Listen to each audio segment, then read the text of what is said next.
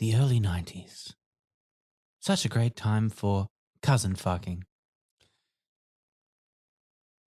Normally, like I had a joke fucking podcast name and I forgot it. And that's because of this episode. Dude, this was a lot. I'm just saving it to next week. This is Round the Twist. No, this is Ever Felt Like This. It's about Round the Twist. Unfortunately. Which one am I again? You're some sort of space lemon. I don't know. That's right. Yeah, no, I distinctly remember having a bitter rind. Yes. So as all episodes do open, they open with a little stinger. And this one was a lot. This started hard and did not let up. Because, like, I usually write, like, a few pre-notes of, like, all right, what do I think's going on? And it's like, Bronson loses his virginity to an ice sculpture. Possibly it engages a lot of Bronson's immaturity, which would be impressive. And then the next note I wrote is just, all caps, ah! Yeah, no, you physically screamed. Because the stinger opens with an ice statue, and then it cuts. Yeah, it's like, all right, it's okay. Episode's called Ice Maiden. That makes sense. And then it cuts to Bronson, who is walking towards said statue. And he's in an outfit, and it's not like an outfit that really makes sense. No. Because, and I need to clear this up, there's a lot of just weird, horny 8-year-old vibes in this. And that's not something that you can accurately represent on television. No. Or would want to, The really. moment at least we- in this, I feel. The moment we saw Bronson sucking that ice cream cone, I said, Yeah. I feel uncomfortable. And The then episode- it yeah. zoomed in and he gave it this look. And that's Yeah. when you screamed. Yeah. And that was the correct response because I was screaming internally. No, because, like, Oh. he's... Like, there are a lot of innocent ways to eat an ice cream. There are plenty of not innocent ways to eat an ice cream. And when the episode is called Ice Maiden and Bronson's hornily staring at the Ice Maiden and just tongue-fucking this puddle of ice cream, you don't need to, for starters. It's... You know what? It reminds me of that fucking bit that everyone forgets, or tries to fucking forget about Daredevil, where I think he, like, fingers a raccoon girl or squirrel girl or something and then smells his own fingers. And the thing about, if you've got enhanced senses, you don't need to do that. And that's incredibly fucking gross and weird. And, like, you that did not need to be a comic panel. We didn't need to see that. And also, if you have enhanced senses, you absolutely positively don't need to do that. This is in that category. Yeah. This was just, we get it. We get that he's licking the ice cream at the fucking ice girl. You don't then need to give him a fucking close-up of the pair together and fucking ginger confused little Bronson just going. It's the filthiest look. It's just... It's got that mania to it. Like an excitement that, like, that's like just regular. He excitement, looks not like horny excitement. Kuro-chan when he's had a few drinks and there's a lady next to him. That's the look it was. There's a manic energy to it, which is disturbing. Yeah. Because it's that kind of energy that, like, you can sense taking a back seat, possibly. Not necessarily, but there's a lot of forward momentum to that energy. And it's going to be incumbent upon you to stop it, you know? Like, that's a worrying, it's like, don't... And again, this is not subtle. And the rest of the episode is equally not subtle and gets into what I can only describe as Yoko Ono-ish territory of even artistically overt. Like, it's one of those things where if you have no capacity to look into the subtext of anything, or if your brain can't posit the idea that something can have more than one meaning, this will go right over your weird animal head. Yeah. If you are capable of understanding that, the subtext becomes the text, and the text just gets drowned in a bucket next to this shit. Like, that's the start. The start is like this fucking kid just, fucking filleting a goddamn ice cream in front of him. It's just staring at him. Now, I remarked before this started that I wasn't looking forward to Tony going through his emo phase. That was prescient. I didn't think it was going to be this bad either. It started with the emo phase, and I was really fucking caught off guard because we start off with Tony in the shed and he's making ice sculptures. And I wrote down Tony writing the words to a new 9 Inch Nails song because it sounds very industrial-ish as he's hacking away at the ice. The song itself, I think, might be an actual like country ballad or some shit. Yeah. But the problem is, it's over Tony whacking a chisel with a hammer. Yeah. And there's definite like, downward spiral fucking vibes to this as he's Tony actually was a co-creator with Reznor. Yeah, he did the album cover art. Half grunting a fucking miserable song about how all women are cold-hearted in front of his kid. Yeah, which Bronson's I just don't think is absorbing responsible. this. Yeah, like in front of the youngest and most absorbent of the children. It's just sitting there going, "Women are cold-hearted, they'll abandon you," and I was like, "Yeah, goddamn, man, you're gonna fucking turn this kid into a shooter." Like, fucking. And like, Bronson. So, like, Tony's chiseling these ice sculptures for reasons we discover soon.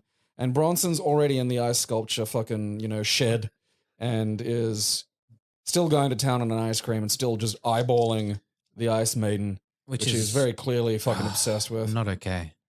Yeah, in that way that, like, you see sometimes like animals that were separated from their parents really young or something, and they never fucking socialized to animal, and so they'll get horny and just hump things wrong because they don't know what they're supposed to do. There's no like the instincts just didn't get fucking loaded properly. That's fucking that little creepy fucking ginger staring at this ice cube.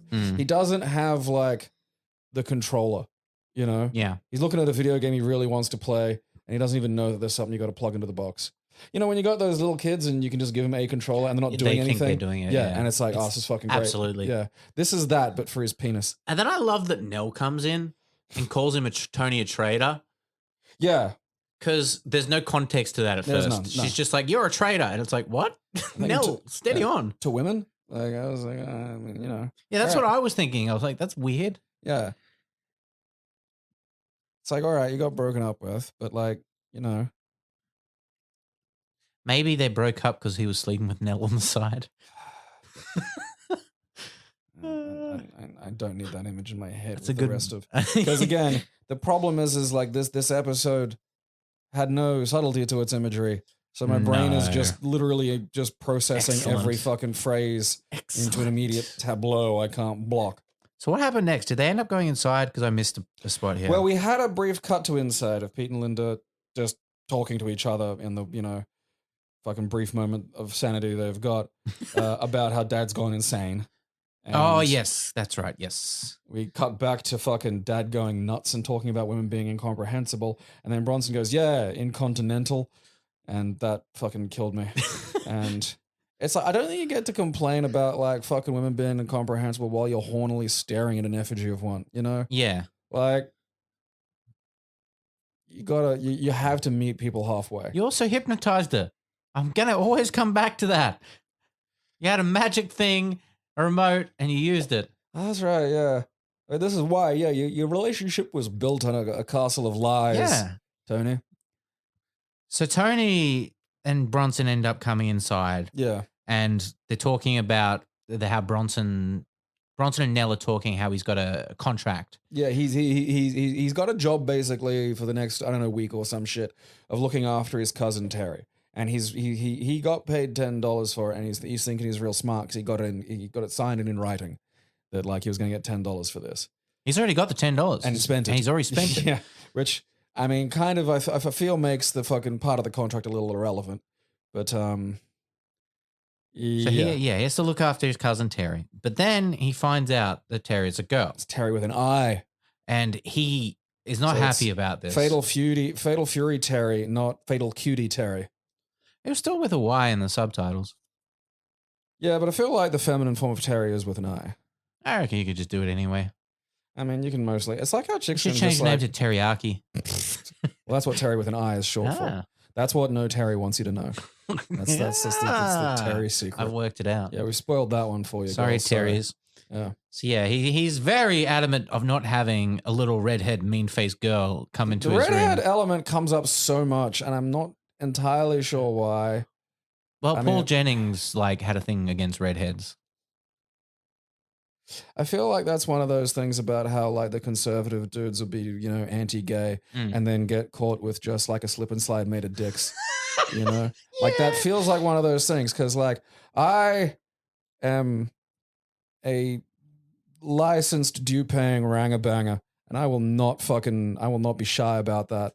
And I just, no one cares that much about redheads except for people who really want to fuck them all the time. That's it. There's no other, otherwise you just don't care. Otherwise, why would you think about it? No one cares about fucking, weird gay dudes that much. If you're not like just constantly thinking penis, penis, penis, penis, penis, penis. Like if I was trying to like conduct a fucking speech and my brain was just going penis, penis, penis, penis, penis, like that would probably stress me out too. And I'd need to just suck a big pile of dicks in like the fucking airport. Yeah. But like you could just also be okay with who you are, like I am with gingers. Like I blame the Viking side of my DNA for that. It's just every time I see a creamy ginger, it's like, I'm going to have your village. I remember in high school, there was this gorgeous redhead girl, most amazing skin I'd ever seen. And, I thought I had a big crush on her. No, I just wanted to look like her. So yeah, I get that. It's okay. Should get some dye. Eventually. Or a wig. But yeah, wig's a good idea because then you can constantly change. If like that's the advantage that you've got now, because it's just like it doesn't matter with women. Like if I wear like a thing that makes it look like I have a big dick or abs, I'm a creep. But like bitches, it's just like I wear Spanx. I'm a fucking Tony Stark level of technology of manipulation and lies. This isn't my hair. This isn't my body. It's like, look, fine, but like maybe not be so weird about guy shit sometimes. So then we get some context of Nell calling him a traitor again and why. Yeah, this comes up. And it's because he says that you're making ice sculptures for the Gribbles. And he's like, well, yeah, but they paid me to. And he's like, yeah, but they're using it for their political campaign. He goes, hey, those statues are for Matron. She said they're not for the political campaign. Yeah, they're for like one of her lady clubs. Like yeah, lady country club. Yeah, like they have those things out in the suburbs and shit, just like bored, like, middle-aged ladies just... They're trying to recreate the American Country Club Association sort of vibe, but the thing is, they do it in like a PCY, so it's like the Rotarians and sad. shit, like they're weird little like strange suburban secret societies, but are just like kind of pointless, Like, what's this for? Like the Lions, like there's lots of them around. You just don't think about them. I don't even know if they get much membership these days. I don't know. They're probably a lot of it are still probably from same members and same member families from years back because they'd just be on the register. I mean, like what, all right, I'll join, but like, can we be a weird secret society? Like, is there going to be like a Rotarian eyes wide shut thing? I mean, half of them are probably just exist to collect fucking money and dodge taxes. Yes. Let's be real. What happens next? So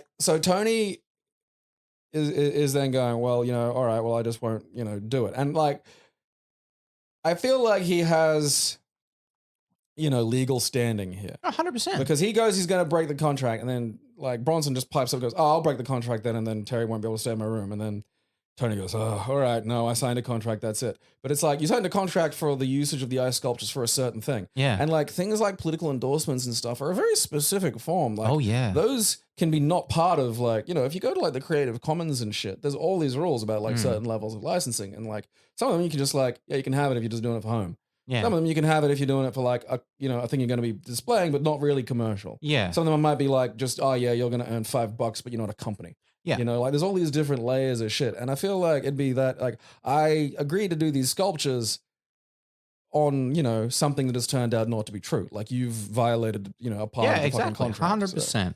So I get you're trying to teach your son the right thing, but you sure should teach him the legality of a contract. And the validity of what you've written. Don't trust matron. Yeah. Fucking that should be part of Port Arena's constitution. I don't know why my brain just said everybody loves matron and I can't get it out. God damn it. It's been bad. I can see it. Yeah, it's been bad lately because I had to go off my pills for like 3 days. Yeah. And then the rest of my brain just like fucking fired up. Like I had... those anime music videos where they just like someone would like, the classic one set to angle, which is still one of the greatest things ever made.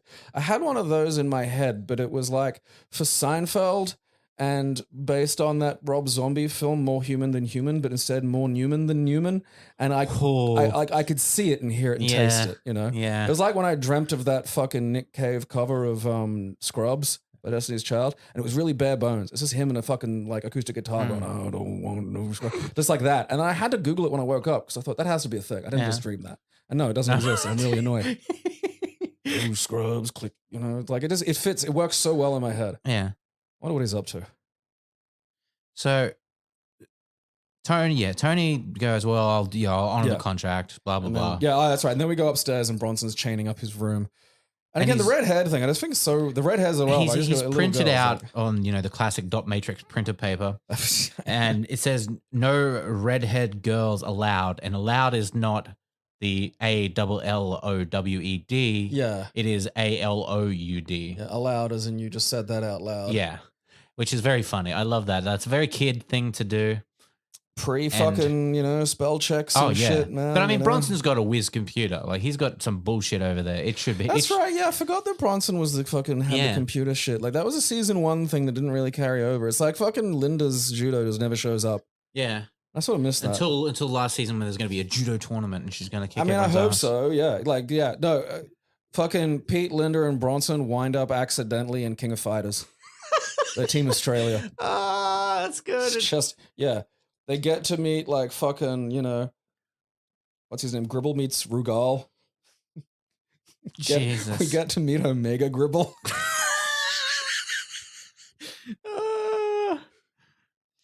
Lord. And so, yeah, like he's just... And then Linda points out Bronson's a ginger. And then Bronson screams that he's a strawberry blonde. Which is fucking very funny. And also he's not. And then Linda just lists some famous redheads. And the thing is, this is shifting the issue from the fact that it's a girl to the fact that it's a ginger. Yeah. Which isn't the fucking case. The whole thing's Bronson's weird about girls because he's like, I don't know.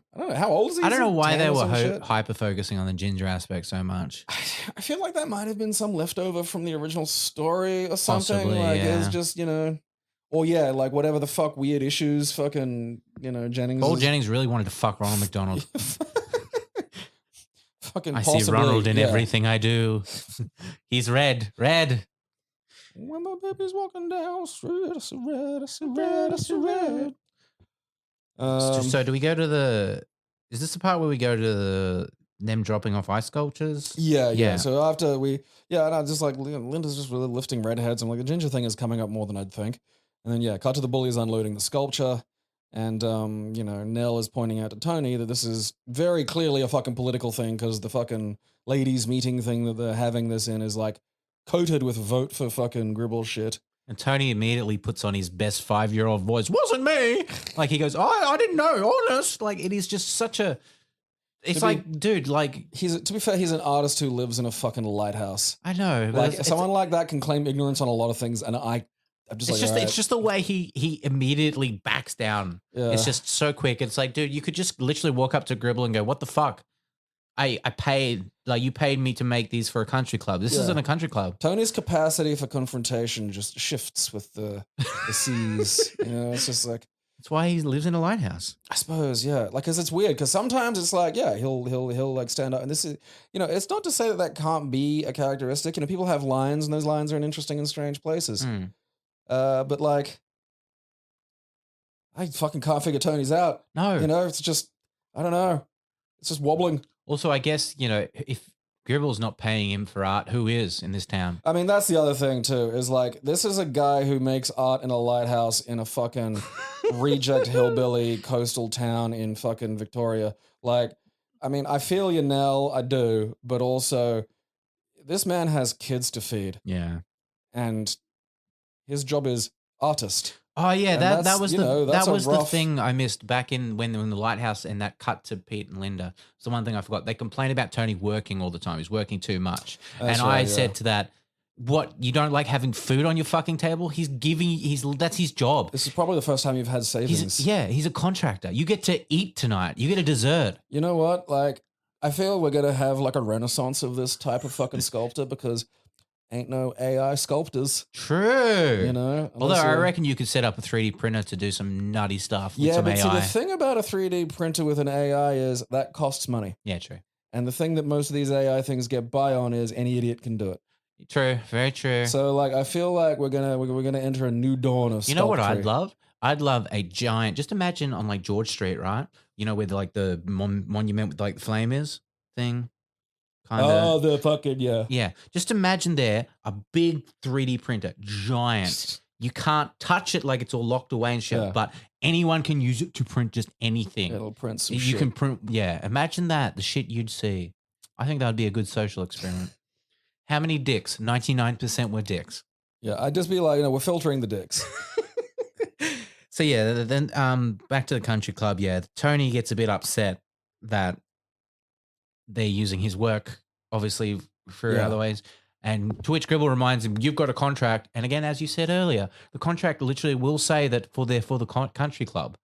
Yeah, like I feel like he does have like he could fight this, but like Bronson's there staring at like an ice boat, and he's like, all right, like, and I mean, look, fair play. Bronson is too stupid to understand the nuance of this, and also you don't want to explain. You don't want a child to get the idea of being able to like worm its way out of things. No, because especially Bronson, because he's already mostly worm. And then so yeah, Tony fucking breaks out like the fucking sculpture that he's got for today, because it's like a series of sculptures he's doing. And this one's a horsey. Yeah. And Gribble starts talking, going on about like he wants to fuck the horse. It's that, yeah, it represents fertility and virility and, masculine strength. And then Tony says it's a mare. And this was actually really, really good because without interrupting the flow of the scene or even the conversation, everyone just bends over to look at its genitals. And everyone. Like in unison. It's really well executed little moment. It's very funny. And it would be great if it wasn't like just part of this whole deranged lack of subtlety. Like, it's like, okay, it's about a horny 8-year-old. And it's like, all right, let's just get Gribble in here to talk about virility. Fuck yeah. Nothing gets me going like the thought of just a fucking erect horse cock. Yeah. And to which Gribble then says, don't forget the next one, blah, blah, blah. And it's got to be of me. Yeah. To which Nell's like, you're not doing one of him, are you? Again, Nell, he paid me. So yes, I am. Yeah. You don't understand how this works. Yeah, I know. Nell, like the job market for ice sculptors in Port Noranda is probably not the best. And like the thing about a lot of like, Tony's artworks is because a lot of it's like more in the realms of 1991, flavor. You forget that like this lets you see that like Tony's actually like good at stuff. Mm. And they do bring up that like, yeah, you can actually, like Gribble says, you're actually good at this. Yeah. This looks like the thing it's supposed to be, and you make money off of that. It's like, yeah. You need to do like the Philip Seymour Hoffman thing before he died of heroin. And that's like, you do like fucking a Mission Impossible, and then that gives you money to buy heroin and do weird independent films where you huff gas and probably do heroin. Philip needs more heroin. Yeah. Got yelled at for that joke. Still makes me laugh. So they're going to throw out the old ice sculpture because it's, old. Yeah, they've replaced it. And because Gribble promised the people a new ice sculpture every day. So they're like, what are you going to do with the old one? I'll just throw it out. And Bronson's like, can I have it? And Gribble, not without skipping a beat. Doesn't look, yeah. 20 cents. And then Bronson buys Bronson it for 20 gives cents. it 20 cents. He just took 20 cents of a Yeah, child. and Gribble takes the 20 cents. And it's just like, yeah, okay, yeah, that's very Gribble. That's a great scene. It Because is. that's a character moment. Yeah. It expressed at a perfect little fucking chunk, Gribble took the 20 cents. Instantly. And then Rabbit goes to pick up the boat so it can be moved out. And then because it's like just bare cold fucking ice, freezes to it and then freaks out. And then the other bullies, because they're not helpful, instead of putting the water in his hands so he could release himself from the boat of doom, just splashed his face. I do love that the bullies are even not kind to the bullies. Well, that's the rule of bullying. I guess, yeah. There'll always be like the fucking ringleader and then like the sub bullies. And the second sub bully is usually the one you got to worry about because he's got a chance of being in charge. But then there'll be the third or fourth one. And clearly that's just like some poor soft Dumb as a fucking post. Just go along with whatever. And he'll be the bully group psychic toilet they pick on when no other kids are around. Yeah, pretty much. And so Bronson, because he's a genius, his activity with the fucking fucking ocean liner made of before ice. that, when they're taking it out to the car, Bronson's imitating Mr. Gribble, as though when they were bringing the ice sculpture in previously, he was like, careful with that. I paid a pretty packet for it. Right, yeah. And Bronson says the same thing. He says, careful, I paid a pretty packet for that to the bullies as they're carrying it out. They throw it on the car, and then Gribble Jr. goes, 20 cents. And he goes, what for? Carriage and danger. I mean, Rabbit did get stuck to it. Yeah, so he gives them 20 cents. So that family's made 40 cents out of Bronson that day. It's not It's bad. the most useful Bronson's ever been. So yeah, then we go to your scene of their Bronson putting it in the beach water and like pushing it's it a tidal out. pool, and it's just like, oh yeah. It's like, you know what's going to happen with that, right? No, because he's a fucking idiot. I know. I feel like that's a bigger issue in this episode than anything else. Yeah. And like, we go back to Tony's workshop, and Bronson's flipping out already about like trying to, get changed with a girl in his room. And, Tony's screaming and chiseling. And then Snapper and Faye walk up, which is hilarious. And why, I'm not sure why they were there. I don't know. I think Faye wanted to see Tony to see if because she said she's been down. Yeah. So she probably wanted to see if he was doing okay, but didn't want to go by herself because she was just afraid of Tony because he's weirdo. He's hitting her with a chisel or something. Turning her into one of his ice sculptures. Yeah. Cocooning her. And this is just a really sad moment because Tony plays the thing of, oh, I'm not hurt. And it's like he does it so poorly because instead of, what does he say? He says heartbreak instead of art break. Yeah, because he's talking about he's got to get back into his ice sculptures. Yeah. So he doesn't have time for an art break, but he says heartbreak. And, poor Faye is like just trying to, have a human conversation. But Tony's like, I'm an idiot. I'm busy all the time. I have no time for anyone. I just imagine him in fucking Rip Torn's voice, And so, yeah, it's such an odd scene. And then he goes back to yelling about how women are shit, essentially. And Snapper is like a strange nerd weirdo. An egg-headed wimp. And it's just... Which is an odd thing coming from Tony. And Tony says some he makes fun of the fact that he's educated, but Tony uses some words that are very educated himself. And he's an artist. And it's like, dude... I hate to break it to you, Tony, but there's no class taxonomy where you're the working class. You're not the cool guy here. If anything, Snapper's cooler than you because Snapper is here. I mean, he walked up with your girl and a cardigan. Yeah. It's just... Yeah. Got you beat, champ. Enough said, yeah. So Bronson's echoing what Tony says as they're both smacking away. And then goes off on women with made-up words like pretenderous. And then he's just shouting his dad, Dad, you can't let Terry come over. You wouldn't want a woman in your room, in your bed. It's just like, stop leaning into this. And then Tony kind of just gets upset, walks off. Because Bronson is... Just making things worse. Making things worse. So much worse. And the Gribbles run up because Matron's still whipping him into shape. Kudos on Gribble. He seems to be doing okay. Because the last few times he was panting and huffing at the lighthouse. This time he seems pretty okay, You have to, particularly with cardio, you got to really pay attention to those improvements because cardio sucks. Yeah. It just fucking sucks. Especially if your cardio is your fucking wife chasing you around a cliffside. With a megaphone.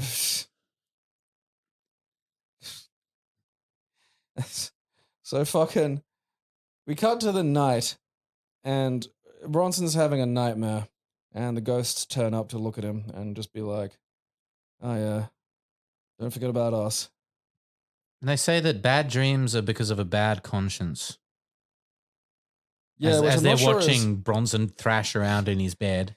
Yeah, which I'm not sure is really I don't know exactly how that fucking relates to this. It doesn't. I don't know why, but I think they're saying Bronson's a piece of shit and he's having bad dreams because of it.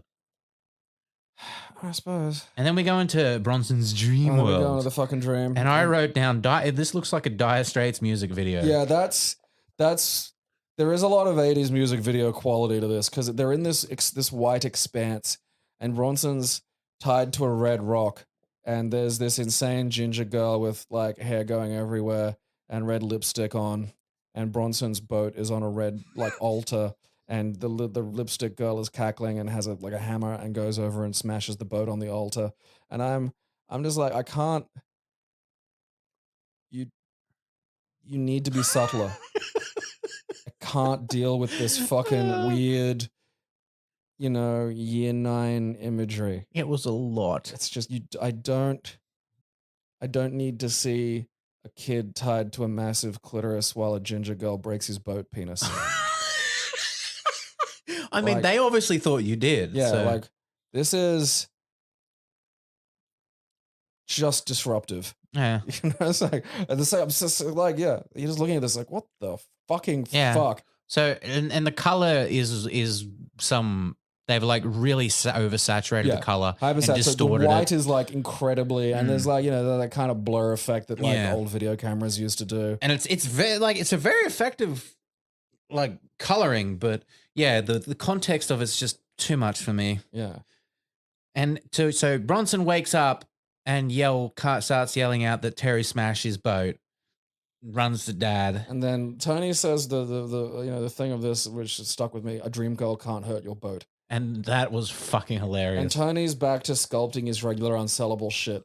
And I gotta get a picture. I'll put like a picture of this up somewhere, but it was like I described it as he was sculpting Nickelodeon. Yeah, you know, you turn to me and go, "Look, Tony's sculpting Nickelodeon," and that was the exact thought in my head too. Yeah, because you look at it, that's the only that's the only way to describe it. Yeah, because like the you remember we'll put a thing like in when the YouTube or Rugrats something. opened, you know, the opening, it always in the background the weird shapes of shit. No, the same ones weird, in Doug and all that sort of shit. The weird early 90s classic Supo shit. Yeah, it's all that. He's just Except crafting just one. physically somehow. Yeah, I didn't like it. Yeah, it did upset me.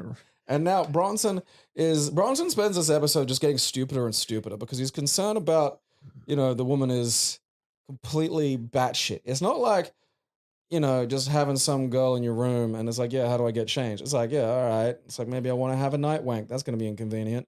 But like, he's screaming that like the dream girl broke the boat because the boat's melted. And it's like, all right, look, that's not a valid thing. He doesn't want her there because she's taking over his dreams. And it's like, Bronson, fuck, you've got to learn, mate, that ice melts and dreams are dreams. Women aren't like fucking Jean Grey. I mean, I'd love to be, don't get me wrong. That's not, no. But, yeah. The most they can be is annoying. I can be very annoying. Yeah. So, You're only on your L plates. Yeah. So, yeah, Bronson goes to collect his fucking next ice sculpture of the girl. Yeah. No, wait, he goes to get the horse. Horse first. Oh, that's right. Yeah, it is the horse. Because Tony's still working on the Ice Maiden because he goes, go pick up the horse. It should be ready, and tell Mr. Gribble that the maiden will be ready in about an hour. Yeah, and Gribble is just in there delivering he's practicing his speech. And he's like, I brought progress, a pizza parlor, a games arcade, video store, and a car yard. He says video library. Video library, that's it, yeah. Video library. That's nuts. I know. You forget that they used to be like refer to them as that. Yeah, it's like I saw some fucking a friend of mine posted on Twitter this fucking real early piece of you know, don't copy the fucking don't put a, you know, copied fucking game disc in your computer. And it was by like the European Leisure Software Association. And just leisure software. That's insane. Fucking love that. Excuse me, my dear. I feel I shall retire to my room and enjoy some leisure software. Leisure software hilarious. So yeah, and then like fucking Bronson, he's like, what else could I give you? And like those three things or those four things, like pizza joint, arcade, video store, car yard. Yeah, that's Australian suburban luxury. Those are the things your suburb needs to be real. He does end with it though, with towering monoliths of skyscrapers over our beautiful beaches. Who wouldn't want that? And then fucking he goes, what else? And then Bronson goes, hamburger joint. And then Gribble just goes, that's a good idea. Like the thing I could really see, like just the way Bronson and Gribble's brains work, just they wind up seeing eye to eye on a lot. Yeah. Like, not everything, but they just have that like fucking gimme brain. Yeah. And so just hamburger joint. Also, it's a fucking small town. If you've only got like 3 food places, opening another one's going to be a big success. No shit. People like variety. Yeah, you need somewhere to eat on off days. Yeah. You can't just have pizza parlor every day. Oh God, no. More video library popcorn. So he goes, can I have the ice horse? And then gives him another 20 cents. Goes out the back to grab it. Didn't even complain. He's just like, yeah, all right, that's our established price. Yep, and he puts it in. I was expecting him to ask for more, to be honest, for the second one. Yeah. But I guess they didn't want to hang on this plot point too long. So he goes out and puts the horse on his little fucking 1940s looking pram. Yeah, he's got one of those little red wagon things, with the little 4 wheels and shit. Yeah. Except it's like, because it is a pram, but it looks like one of those little red wagons. Yeah. It's just like, oh yeah, you could just. That's probably from back in the day when you'd just pick up your fucking 12 Irish babies by like the armful and just dump them. Yeah. Like you're putting Lego back in its box. It's like just potatoes. It's just like a sack of potatoes. Like one's upside down. Coincidentally, they also use the pram for a sack of potatoes. So. The potatoes went on the babies, kept them warm. So he brings that back. Yeah, to the lighthouse, and Tony's, bitching about being stuck having to do he's like, all right, I've got to do the Gribble sculpture, but then he sort of, there's like a tone to it all that suggests that doings are transpiring. So Bronson decides he's going to take it up to his room, and he's saying that he should set a trap for Terry. And I'm thinking that he's going to tie the ice horse up in the air and drop it on her. That's what I pictured my trap. But then he's like, oh, what could we use for bait? I know, lipstick. And so he pulls the horse into his room, candles, sets it up, and falls asleep. It's just, she's not coming over till when she's coming over. Yeah. Like there's so many elements of reality. It's just like if my kid was behaving like this, I'd be like, man, I gotta fucking dope this little bastard up. I gotta take him to one of those crooked places just so I can get a minute, I just whatever, put some fucking, take a fruit salad approach to this. Just get some Adderall in there. We'll get some uppers downers, just fucking throw pills at the cunt. Yeah, slowly subtract it till we find out what's working, So he has another dream sequence of course. Yeah.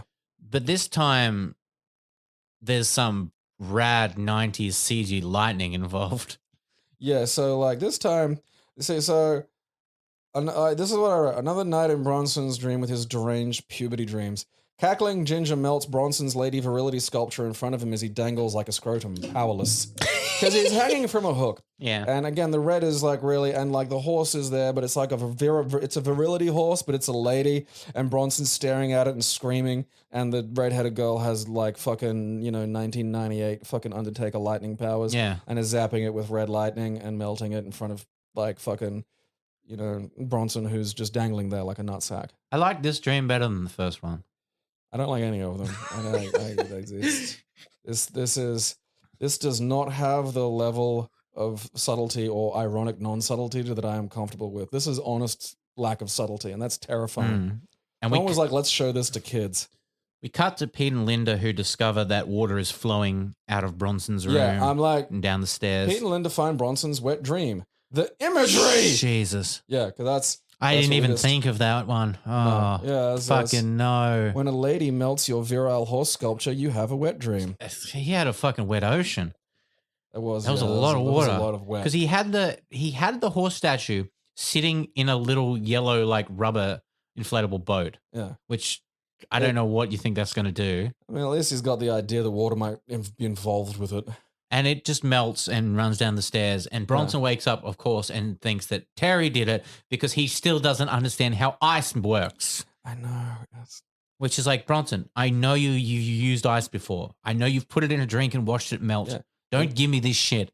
Terry's not like the fucking weather, right? Like, the fuck do you think's happening here? And then Bronson just screams and, says that he'll run away if Terry shows up.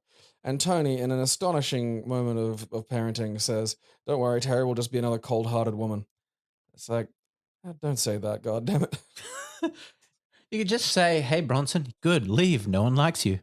Yeah, it was around here I started to get a bit concerned about the ultimate direction of where this was going. Because I'm just like, there's only one way any of this can roll out. You called it, and I didn't want it to be that, but it was that. Yeah, I'm just like, there's only, because I was thinking there might be something else going on, but it's like, no, there's we're running out of time, and there's only a few dominoes left. And then so we go to the next, now it's time to fucking unveil the Gribble sculpture. And so Tony pulls up at the fucking place, and he does that great main character parking job of just pulling up where the fuck ever. Because they park right in front of the gate where you walk into the fucking little shed. It's okay, cool. I'm the main character, out of my way. Yeah, and then just fucking, there's a sense that I wrote of like Marge and Burns, like, you know, when they unveiled Marge's painting of Yeah. Burns naked, and just that was a sense I was getting with the ice sculpts. Like, all right, he's decided to invoke some artistic license, which with fucking Tony could drive you anywhere, to be honest. And they unveil the statue, and everyone starts laughing. Well, And like, we do get a slight musical interlude of Matron. oh fuck, I forgot about Matron that. singing an opera. But it's like, hey, the woman who played Matron who's probably like, you know, a properly fucking trained Australian actress, is doing a full tilt opera. Like she can she's got pipes. Yeah. But here's the thing. You can't sing the name Gribble in an opera. No. It's like the least operable fucking... She's like singing, you know, Honorable Gribble. Glory to Gribble. And I know, it's just like, what? It sounds like a fucking Maoist war song. Yeah. Like it's the lyrics are insane. They're about like, you know, final glory to the Gribble Soviet. And again, you can't sing the word Gribble. No. It's like the sound you make when you fucking get punched while eating. Like it's just consonants falling out of your fucking mouth. Like gives me the gribbly wibblies. Yeah. Gribbly wibblies.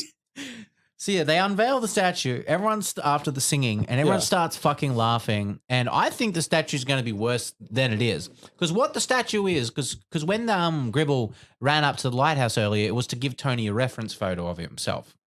And it's just Gribble holding up his hand in like this waving sort of fashion. Yeah. So what Tony's done is he's carved that waving fashion, except in his hand, instead of waving, there's a wad of bills stuffed in there. A wad of classic Australian paper money, which wouldn't have dealt with the wet too much. Oh, God, no. And in his mouth is a cigar coming out the side.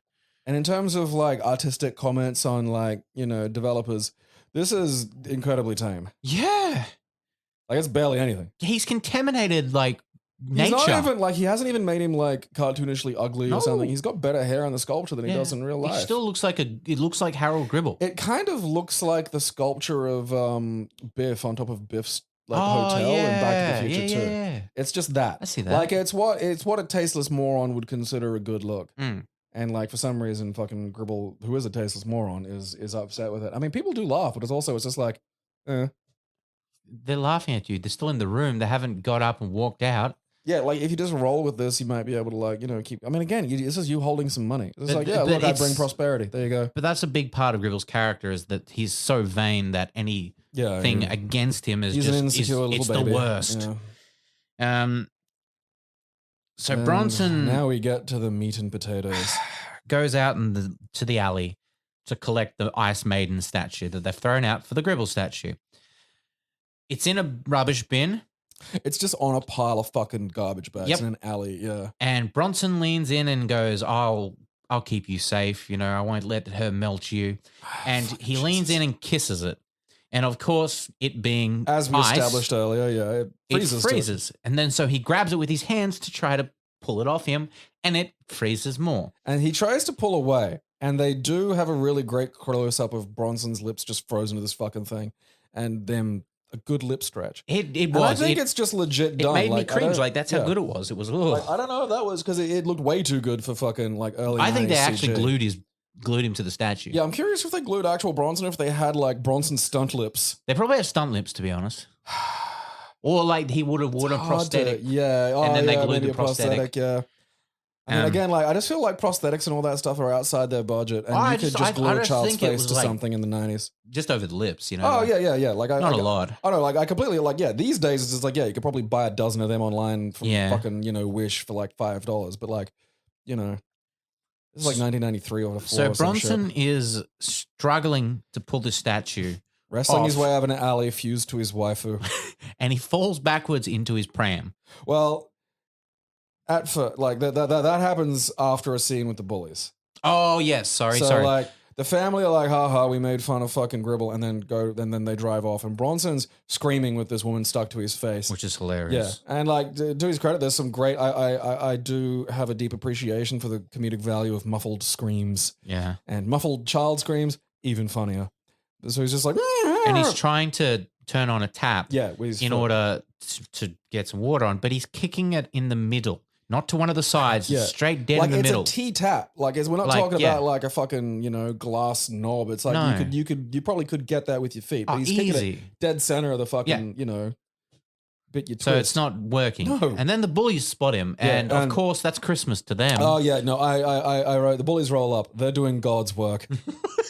Bronson begs them to turn the tap on. They pretend not to understand him. And then, so Bronson can't really carry the fucking Ice Maiden. So Bronson puts the Ice Maiden in the cart. Bronson is stuck to the Ice Maiden. So he falls on top of the Ice Maiden in the cart. And now Bronson and weird, like, fucking 18th century four-post bed baby cart are rolling down a fucking hill with the fucking Ice Maiden under him.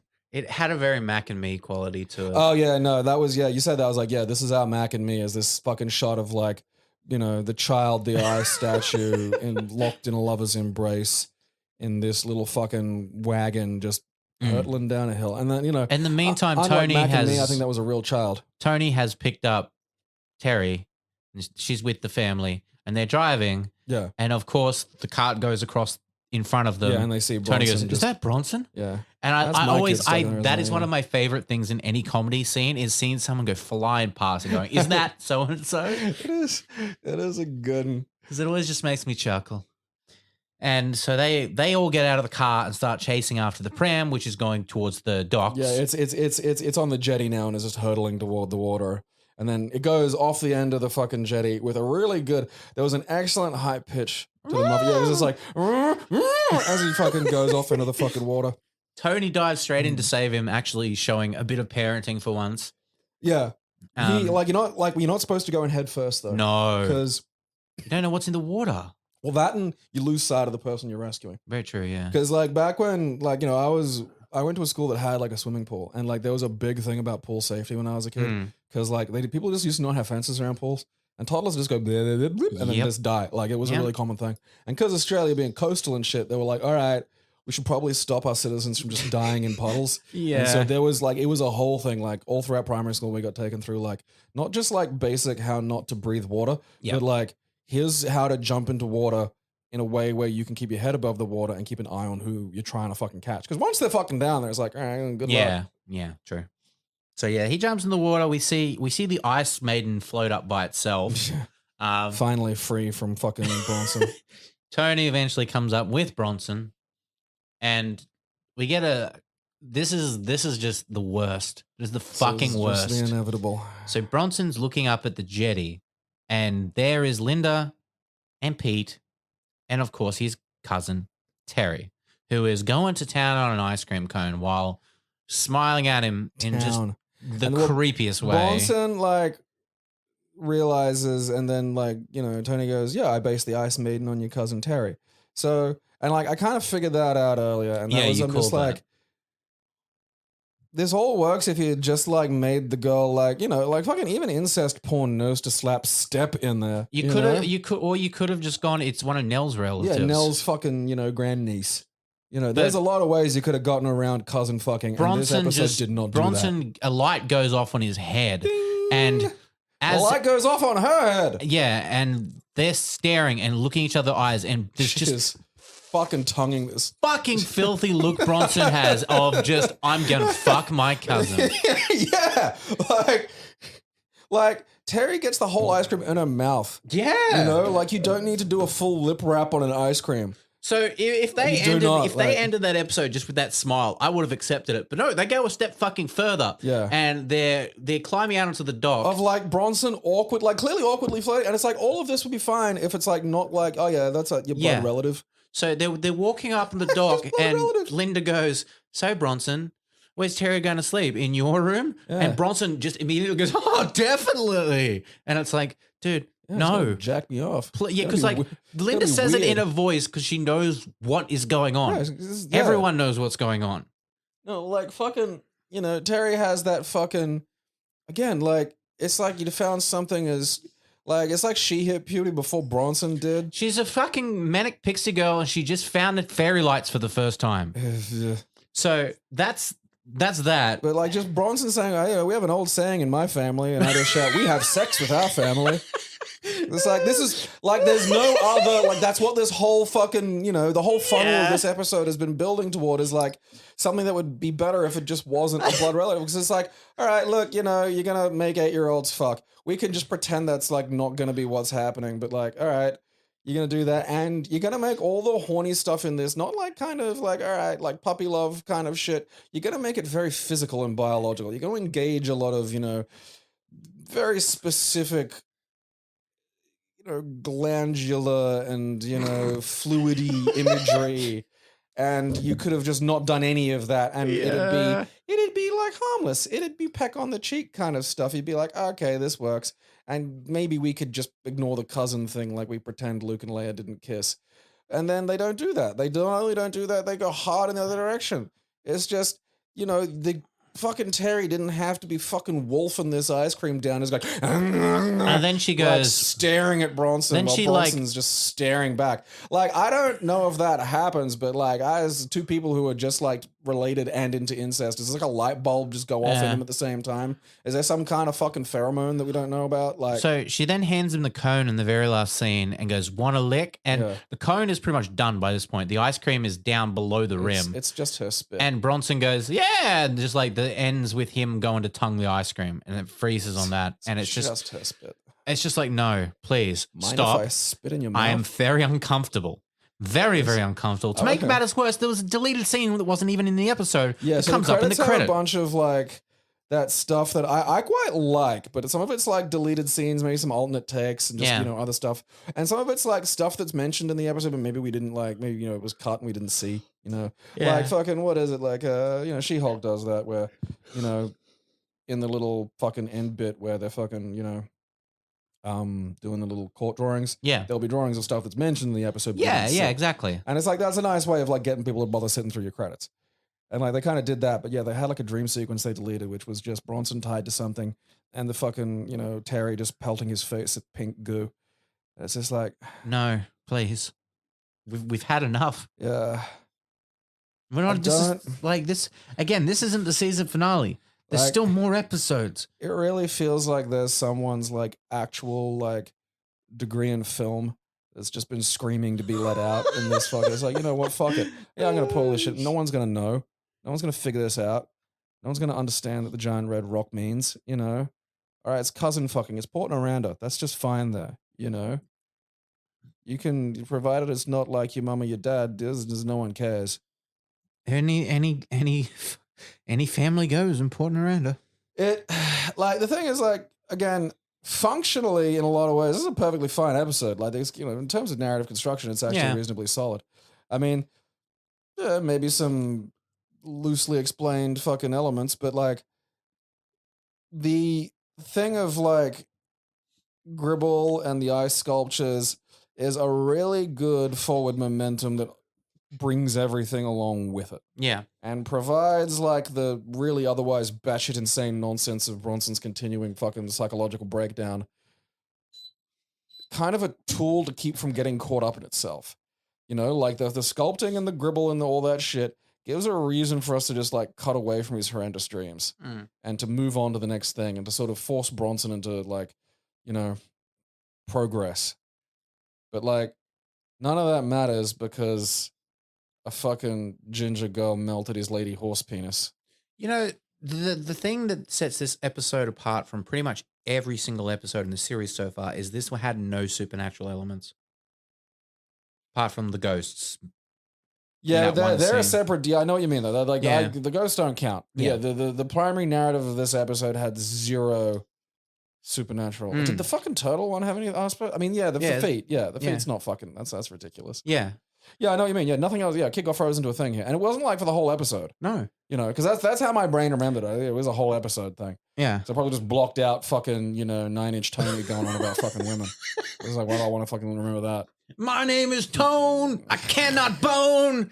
I smashed this ice tonight. So it's like a weird example of a good episode. And this is like, one of these things would have been okay. I feel like just the Ice Maiden is like probably enough. I mean, again, like though, then we're coming back to cousin fucking. There's just no way to get around that that's what this is really just driving into. Dude, it sets a precedent from the stinger until the end. It shows you what it's going to be from the start. It does. Yeah, it's about an Ice Maiden and it's fucking Bronson licking an ice, cream. I don't need the word cream in there either. No, you don't. Like it just, there's a lot you can do with film, you know. there's just a lot. And again, this isn't, this is one of like you can. The thing about like film interpretation is like a film exists independently at the end of it. Like once it's put out, once it's released, once it's done, it is by itself. So like, elements of what anyone who created it, any, intentions and things like that can get fucked up. You might like edit something poorly. You might, communicate something poorly. Someone may, and something that, it can be a spanner in the works that fucks everything up. And you wind up like, with maybe some element of the movie not communicating what you wanted. But then there's this, and it just really this isn't like, oh yeah, we're just like, we're just seeing weird cousin fucking stories where there aren't any. Because sometimes stuff in a film is unintended. And you wind up, with just things, a lot of time they're hanging together a little better or, a little worse. And you can go, all right, well, yeah, like it was just an accident that the whole thing just revolved around cousin fucking. Yeah. And this was not an accident. No. The entire, it could have been Nell's grandniece. And I've been like, oh, okay. I mean, then it'd still be like weirdly fucking physically horny. Like, not like, again, like there's a lot of ways you can do these things where it's not like really fucking making me think about 8-year-olds licking each other. But you can't start a fucking episode about an Ice Maiden that Bronson gets his face stuck to and him just like trying to fucking rim the, last bit of like choc mint ice cream out of the fucking cone like that. And he's getting in there. And then at the end, fucking Terry gets like the whole like is looking, staring at Bronson and he's going, and just getting the mouth around it. And it's like, did you find your mom's Cleo? Like, what do you even know about what you were doing? Like, why are you going to try and molest Bronson? I mean, he's just going to cry afterward. Like, we all know that. All right, well, that was traumatizing. It was. I really disliked it. I swear the fucking, like, thumbnail for the next episode's bare buttocks, too. Oh, no, it's Bronson's face covered in goo. Yeah. Now we learn about facials. I'm not looking forward to the next one as well. They're the yuckles. I'm not looking forward to anything. I'm not looking forward to this. Amber, we asked the question of you, me, and I'm assuming the 3 losers that listen to this. Have you ever felt like this? Have you ever gotten stuck to a woman? All right, now look. In my defense, I used up all the relationship-based ones last week when I thought they would be more relevant, and then this one was all about relationship shit. So it's like I couldn't do, have you been dumped or anything, because we did that last week. When you mean stuck to a woman, do you mean like physically? I mean, like I'll expand this. I used that as the foundation question, but I will expand this to just be basically any kind of funny sex stories. Any kind of mishaps with the makeouts, something along those lines. Because I'm, God help me, going to assume you haven't frozen yourself to a statue of a girl. I mean, I haven't, but I believe someone out there will have. What are the others? Ever been elected to anything or been in charge? Oh, okay.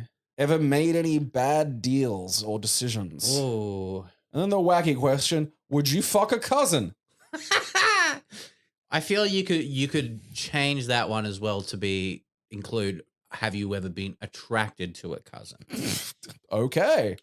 Because like we'll put that there too. I figure like fucking's very specific. And I know some people are going to probably say yes, but I mean, yeah, that's I want more answers. I want something other than just people saying yes. Yeah. That's a boring story. I got to think of the stick one. Well, I mean, I got a few. Okay, well, you go while I think. Yeah, God, let's see. So, I mean, one time I was banging and like it had gone in on a kind of a weird odd angle and sort of like yanked, like my foreskin had kind of gotten caught early. Ooh. But it was like, it was, it was at that point where it was feeling good. And I was like, well, let's just not stop. Let's just see if we can like keep this going. And so I kind of tore a little bit of it and was bleeding like crazy. And like, the dick is just blood. And so if something happens to dick when it's like just filled with blood, the blood just comes out and it bled like Ric Flair in the 70s. And, my lady friend at the time was kind of freaked out. And but like it was not like, when I say it was like the tiny, it was like a fucking paper cut, like the tiniest little fucking thing. So I'm not all that worried, and I'm kind of fucking chuckling because she's flipped out, and like, I was like calling her a ripper, and that was making her upset, and the whole thing was kind of funny for me, and then I thought, I'll just put on a condom and try to finish, and like just as a word of life advice for anybody out there who may find themselves in a similar position, that does not work. That does not work because you're just letting air out of the balloon at that point. And so, yeah, this fucking like weird puddle of blood and condom was just on the floor of my room for a while. Ew. That was back when I was drinking. So I remember one story. There was this girl who had a job in the shopping center I worked at. So I worked in a video game store.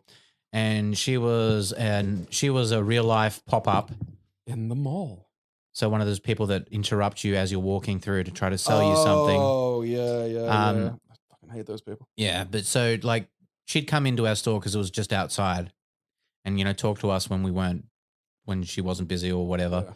And anyway, like I'm going home after late night shopping. I've closed the store. It's like 9 p.m. She's still there. And I'm like, where do you need to go? Like, where do you live? I live in And the she tells me mall. it's quite a while away. And I'm like, how do you get home? She's like, train.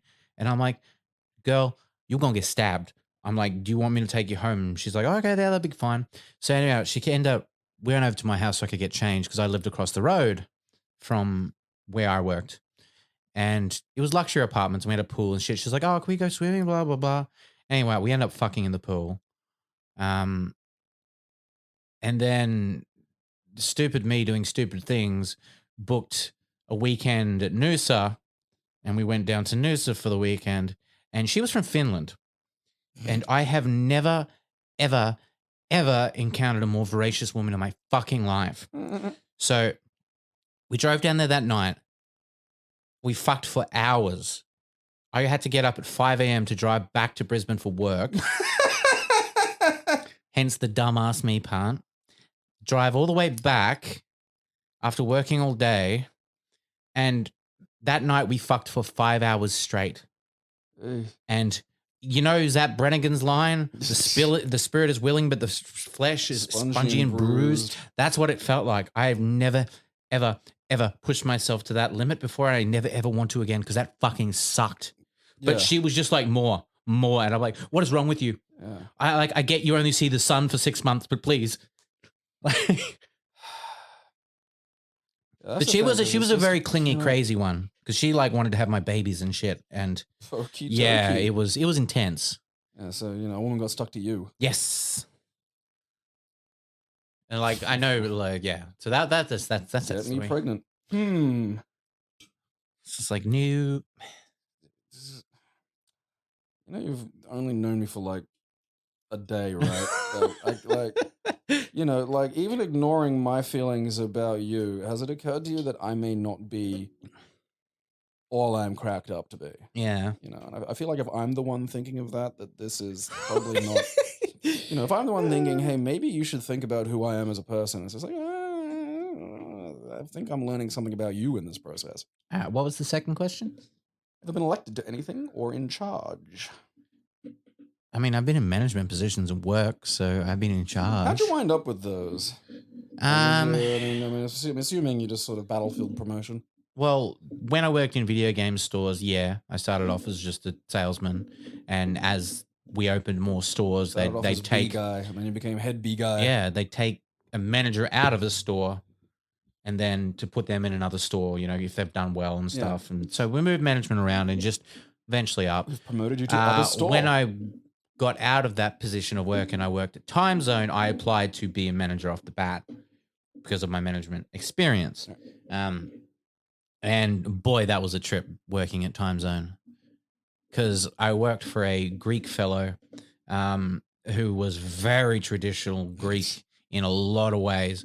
For those who don't know, Greek people are very fucking stubborn. They have tempers like fireworks. An Australian Greek dude who probably came out here in the 50s is like a fucking type. Like, it was a very distinct type of dude. Got a lot of money, not because of smart decisions and, smart business, but just because was in the right place at the right time. No one else grinding and Exactly. It's just making money.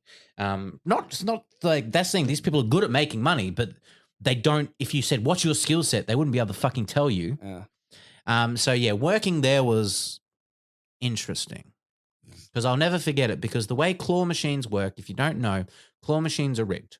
Of course they are.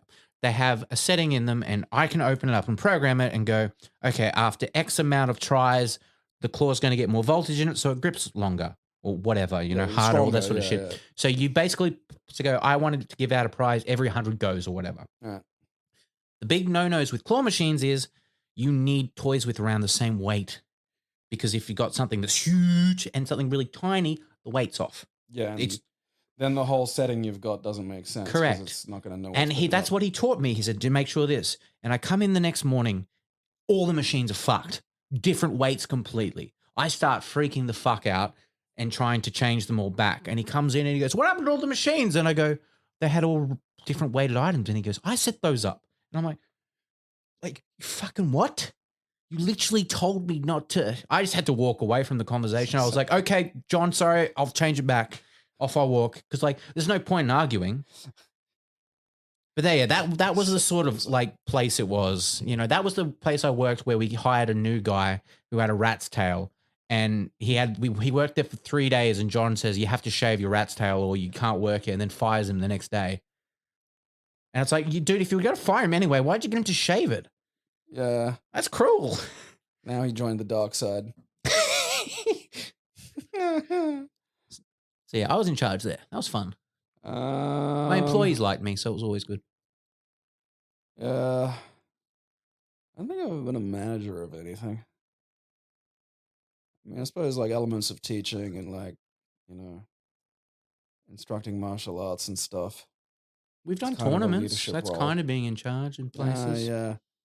And most of the time, I just let you do all the work. That's true. I was just there to lift TVs and plug shit in. And whoa, here she comes. Yell at cunts when they out, she's a CRT. It's a backbreaker. They fucking are so fucking heavy. Yeah, I know. I moved to CRT the other day. It's like, oh yeah, this weighs a ton. So fucking, it's dense and it's on the front where it's exactly how it might fall out of hands and land on the ground and shatter. And it's perfect. This is just awful. It's a wonder they even bounced on desks and stuff.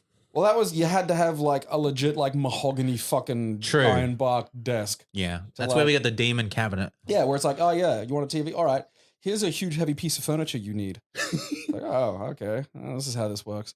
I was in charge of my Taekwondo class one night when a kid ruptured his fucking spleen. Cool. Yeah, the fortunate thing was it happened literally 2 seconds after I specifically said don't do something to not cause injury. So not only was it well, you did this, it was also for the whole class, this is fucking 20 or 30 people of okay, see? Okay, so an important so when you're doing kicking practice and stuff, there's this thing called side leg raising. And so a side kick is when you pivot to your, on the ball of your, say, if you're going foot, plant the heel, usually, somewhere within about, 10 degrees of the direction that you're going to kick. Coil, your leg up and thrust out to the side with your fucking hip. Right. Kick on the side. And to get the kind of, things height beyond just the knee, you basically do that. But instead of kicking, you kind of swing the leg straight and try to pull it up as high as you can. And a lot of fucking exercises and things, there are proper ways to do this where you are stretching and exercising in the appropriate way and not just chucking your foot at the fucking roof and hoping for the fucking best. Because again, then you fall over. Because the idea is you also need to be grounded with your fucking, pivoting foot. Because if that's not grounded and you don't have a solid base, you kick something with the leg and you just fall over. And no force goes in and gets transferred into the person you're kicking.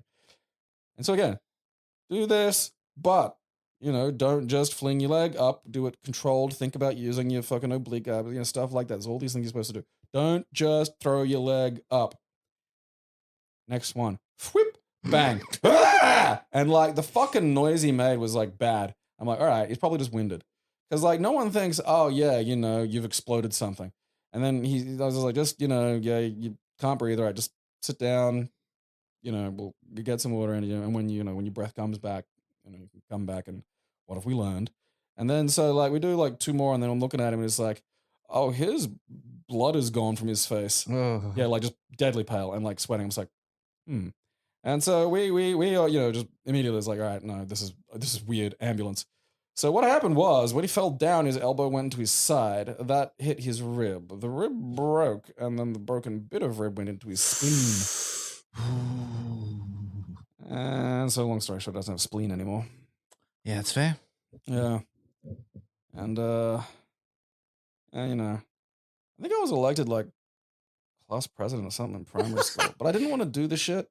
Like I like the idea of being elected class president, but then it's just like, like because I was a child, I had like your average American adult's grasp of what a presidency involves, which is, I guess, get to be king. Yeah. And that's not what that is. No. It's just, especially when you're in primary school, it's like, there's nothing to do. You just have to like sit up front at assembly and just like, I don't want to do that. I can't even remember having class presidents in primary school. I don't think every school did it. I mean, it's kind of fucking pointless. Well, I went to the hills.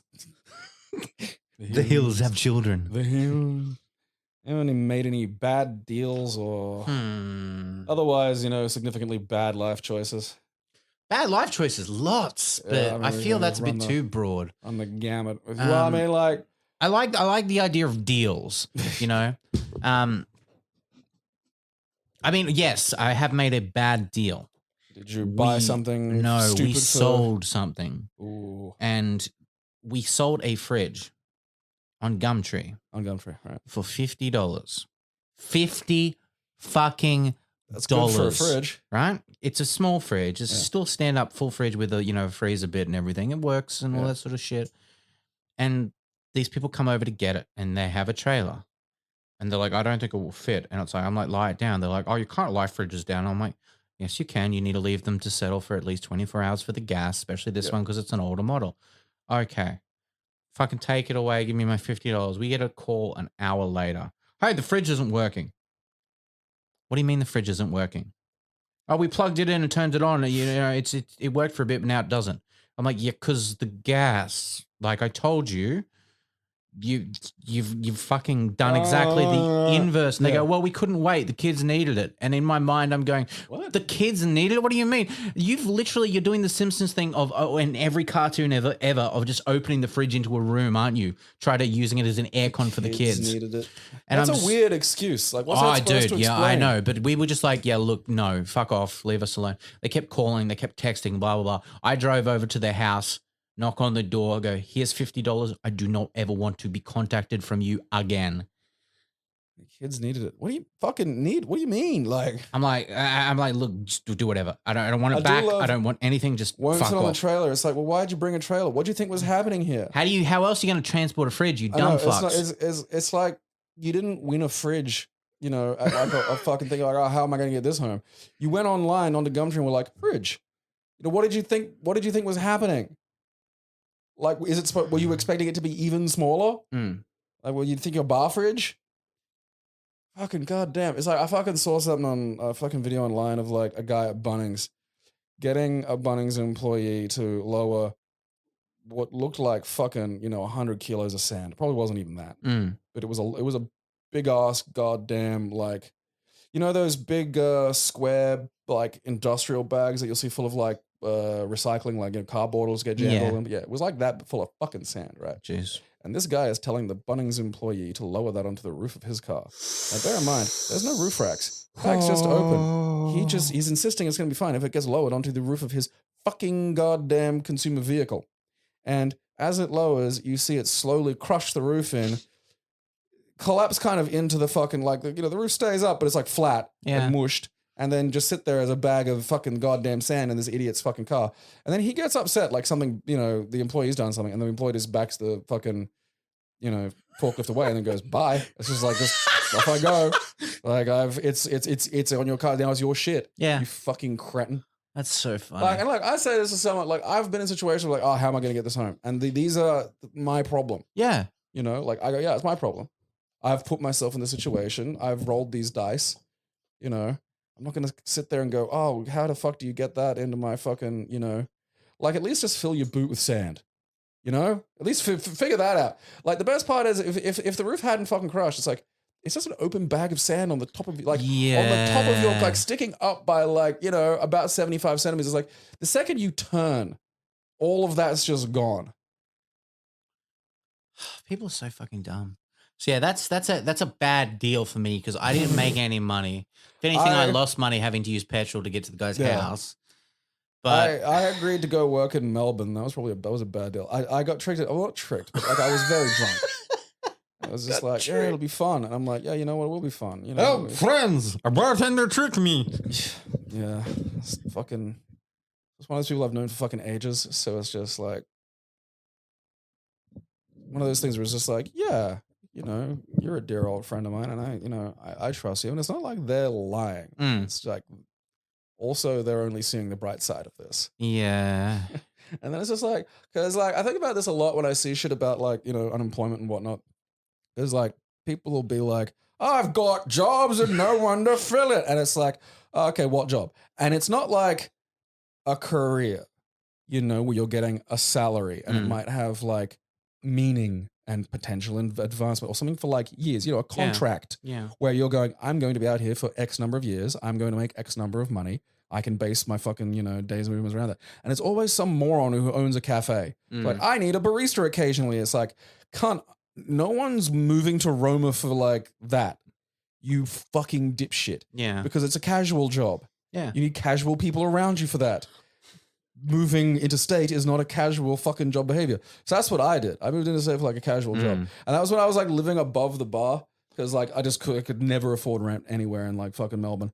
And that was just nuts. This is such a dumb. I was just like, what was I thinking here? This was going to happen here. Well, you stopped drinking afterwards, so I mean that's a positive. Yeah, I mean, I'm not sure exactly how related the two are. I feel like that was just going to happen eventually anyway. Yeah, I feel it hastened it a bit though. I mean, possibly, yeah. The amount you were drinking. Because there was just there was a real old gill like quality to the fucking like, you know, to the room that I was in. And that like when they were building it, there was this big fucking, you know, it was just like, all right, let's just buy a big, like a crate of mee goreng. And that had been left at the back of this room and like then a mouse lived in it. And you know the phrase quiet as a mouse? This mouse doesn't. And it was like the loudest fucking mouse. And it's constantly waking me up. And I'm like, I'm trying to get fucking sleep here. And I'm getting woken up by something that's supposed to be like silent. Yeah. You know, because I wouldn't care otherwise. I'd be like, oh, there's a mouse eating all the fucking mee goreng. I don't care. It's not my mee goreng. I don't give a shit. You know, and then it's just like, but it's just like scratchity, scratch, scratch. I'm like, man, shut the fuck up. So I like had a venomous hatred toward this fucking, you know, it's like just me like tequila drunk in the morning in a fucking like, you know, bar in Brunswick Street in Melbourne, feuding with a mouse. That could have been a TV show. I mean, you know, it's saying it out loud now. It's probably the most Charlie Kelly my life has been. Yeah, no, without a doubt. You know, just like, because the room had that same general fucking vibe as his whole house of just like stuff, marks on the walls, you know, like stuff on the walls, just marks. Yeah. Because it's not a place for people really. It's supposed to be there. There's just like a pile that's my bed, and then there's like, you know, it's just me and like a fucking one of those gas stoves you get for camping at Coles. There's like the little fry pans that you can buy at Coles. Yeah. And then the sausages you can get at Coles. And then just me cooking them by myself in like the fucking bar. And it's like, things are turning around for old Gabe. It's like, all right, this wasn't a great life choice. This was counterproductive and like really drunk when you made this decision. Like really, really, really fucking drunk. Oh shit! All right, what's our last question? Would you fuck a cousin? No. Yeah, no. I've never been attracted to family. It's like I don't know. It's just I don't have that streak in me of forbidden family. I mean, I feel like most people don't. Yeah. You know, like the thing about paraphilias is like, you know, a lot of them, like how we interact with like porn and how we interact personally are usually quite different. You know, like that can be overlap, but like, you know, I just generally think we'd be a lot less fucked up as a species about genitals and fucking, you know, waste fucking systems weren't the same thing. You know? I feel that, yeah. Like, because they're the same thing, and I think that's a fucking problem. Because that's where we go fucking nuts. Because like you Mm. have to be like, yeah, don't just like fucking, touch your fucking shit because you might get like an infection, Yeah. Like that's important. So there's this whole thing of like you spend like most of a child's life saying don't just muck around with your fucking shit. Don't walk around jacking off. And then after you get this whole taboo thing built around your fucking stuff, then it's like, okay, now then you get this like just fucking surprise. This is going to be interesting. Yeah. And now it's got to work its way through this bizarre fucking social taboo thing. And it's like, that's just almost purpose built to create like weird mutants, Mm. Like you're going to get freaks. Blessedly, because we are actually keeping up with recording days and doing this every like fortnight, usually people like give us our fucking emails like about like a month late, and so we don't have any new ones. Oh shit. Yeah, so we don't have to read their horrible, miserable Fuck shit. yeah. My day just got so much better. I was like, Because like I was dreading it after after this episode because this episode just took the wind out of my sails. The worst part is it means we're gonna get like a double dose next time. Oh shit! I know. And those are always the bad ones because it's just like this constant 1-2 punch of like, yeah, I'd fuck a cousin. Hey, speaking of which, it's like, So we've got that to look forward to next time. But if you are, and look, let's just face it, a cousin fucker. We want to know about it. Yeah, we'd like to ridicule you on the internet. Yeah. So send your emails to I have felt like this, all lowercase, at yahoo.com. And remember, ever gotten stuck to a woman?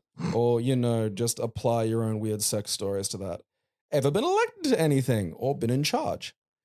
Ever made any bad deals? And would you fuck a cousin? Or are you attracted to your cousins? And marry our cousins. Wait, no. And that's been this incredibly not subtle cousin fucking episode.